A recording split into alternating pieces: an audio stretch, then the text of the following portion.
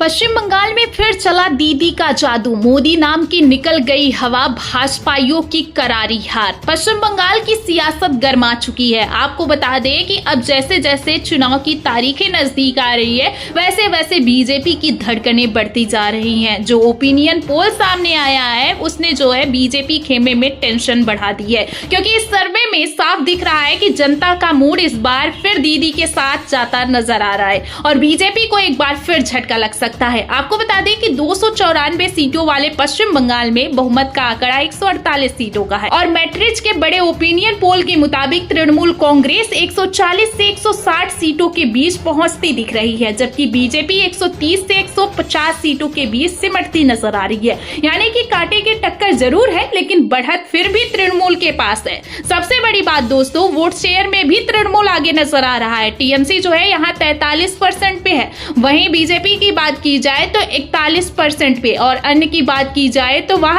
16% पर बना हुआ है। यानी कि जनता का झुकाव साफ तौर पर सत्ताधारी सरकार की तरफ दिखाई दे रहा है। अब अगर क्षेत्रवार आंकड़ों को देखें तो भी तस्वीरें जो है वो टीएमसी के पक्ष में ही नजर आ रही है। उत्तर बंगाल में बीजेपी आगे है, लेकिन वर्धमान बीरभूम टीएमसी की भारी बढ़त यहाँ नजर आ रही है। साउथ बंगाल की बात की जाए तो यहाँ टीएमसी का दबदबा है और यही दो क्षेत्र पूरे चुनाव का खेल बदलते दिख रहे हैं। राजनीतिक विश्लेषकों का कहना है कि इस बार ग्रामीण इलाकों में बीजेपी को कड़ा विरोध झेलना पड़ रहा है। कई जगहों पर केंद्र की नीतियों के खिलाफ प्रदर्शन हुए हैं। बेरोजगारी, महंगाई और स्थानीय मुद्दों पर जनता नाराज बताई जा रही है और इसका सीधा असर वोटिंग पैटर्न पर पड़ रहा है। महिलाओं के बीच योजनाओं का असर भी जो है अब दिखाई दे रहा है। गरीब वर्ग में सरकारी लाभ जो ममता दीदी ने दिलाए हैं, उसका असर भी ममता दीदी को अब पहुंचता नजर आ रहा है। यानी कि स्थानीय नेतृत्व की पकड़ जो है वो अब साफ तौर पर नजर आ रही है। ये तीनों फैक्टर तृणमूल को बढ़त दिलाते दिख रहे हैं। यही वजह है कि सर्वे में साफ संकेत मिल रहा है कि बीजेपी का मिशन बंगाल एक बार फिर अधूरा रह सकता है। राजनीतिक गलियारों में चर्चा है कि ममता बनर्जी की पकड़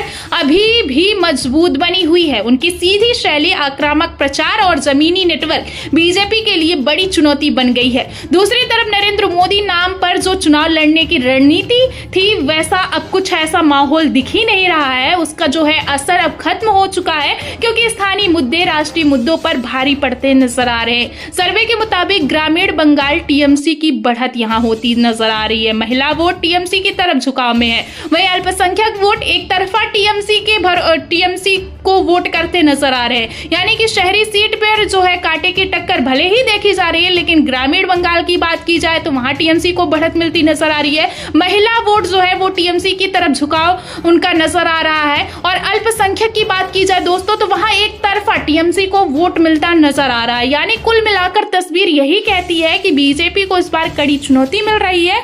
अगर यही जो है 4 मई को रिजल्ट में तब्दील हो गए दोस्तों, तो ये बीजेपी को बड़े हार के तौर पर जो है नसीब होगा, क्योंकि बीजेपी को एक बार फिर हार का मुंह देखना पड़ सकता है और बंगाल में फिर गूंज सकता है खेला होवे दीदी फिर आछे, बीजेपी को बड़ा झटका।